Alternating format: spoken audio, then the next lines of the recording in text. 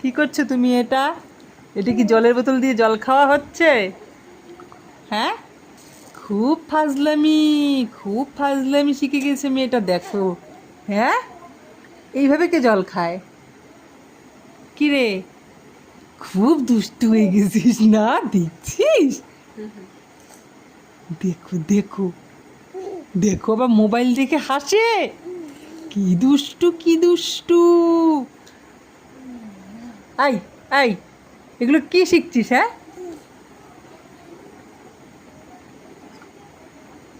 হেই, হেই, ফাজিল, আবার মাকে দেখে।